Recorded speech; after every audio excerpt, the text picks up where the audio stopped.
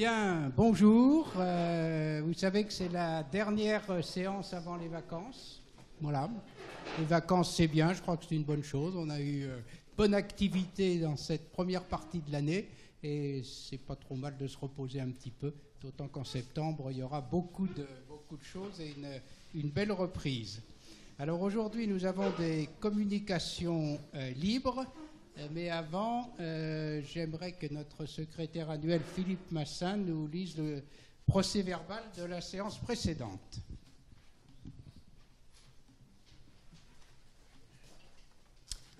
Bonjour à tous. Donc, la séance précédente était consacrée à la chirurgie de l'épaule, modérée par Gilles Walch, notre ancien président de la Société française de chirurgie orthopédique.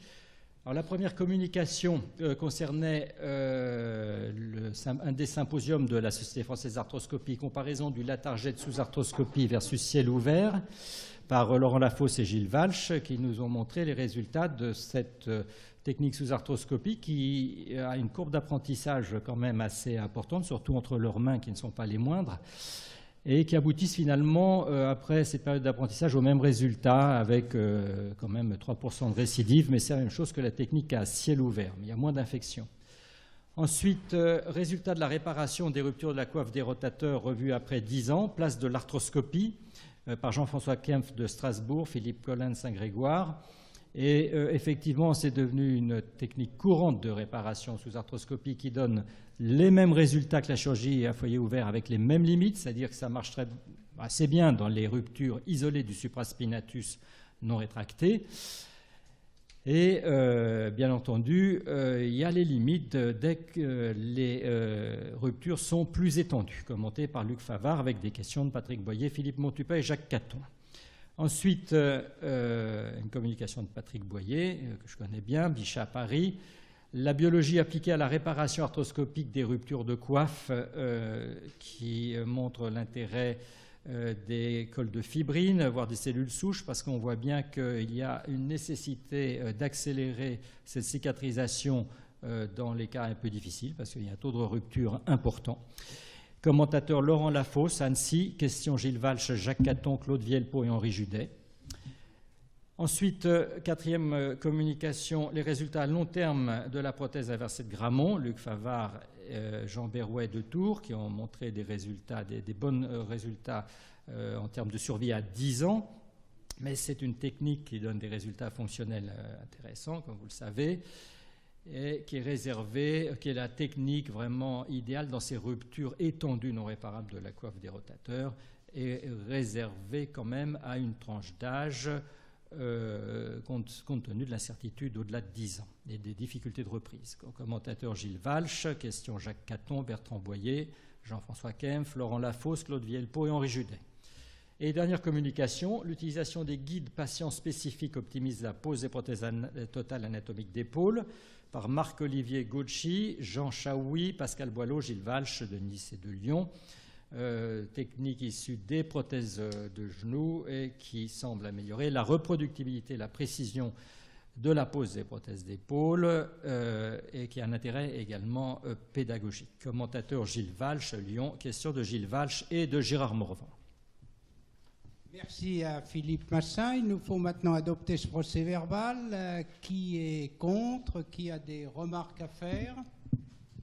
Pas vraiment. Bien, le procès-verbal est adopté. Philippe Mar a peut-être des choses à nous communiquer. Je voulais vous dire que pour des raisons de moyens de transport, l'ordre des présentations des communications va être un petit peu modifié, mais nous terminerons à l'heure. Je voulais vous dire également que l'Académie avait été invitée à une réunion hier à Dublin au Royal College irlandais pour venir faire une conférence sur l'histoire de l'Académie de chirurgie. Ça s'est très très bien passé, nous avons été très bien accueillis. J'ai représenté notre président qui ne pouvait pas venir. J'ai été extrêmement bien impressionné par l'équipement, la structure, l'organisation du Royal College d'Irlande, qui est une copie conforme du Royal College de Londres, et ce qui leur donne des moyens considérables pour assurer la cohésion et le développement de la profession chirurgicale en Irlande. Voilà. Tu avais quelque chose à dire sur Annecy? J'ajoutais que j'ai représenté l'Académie comme invité d'honneur à un congrès à Annecy sur la chirurgie ambulatoire de la prothèse de hanche, du genou et des ligaments du genou. C'était un congrès, à mon avis, un peu révolutionnaire, au point de vue dans son organisation très moderne, et surtout dans ce qu'on nous a montré, car nous avons vu en live le matin opérer une prothèse de hanche, une prothèse de genou, une ligamentoplastie de genou, et ces 3 opérés étaient l'après-midi dans la salle de conférence, en tenue civile comme vous et moi, montant sur l'estrade sans canne et discutant avec nous comme on peut discuter entre nous.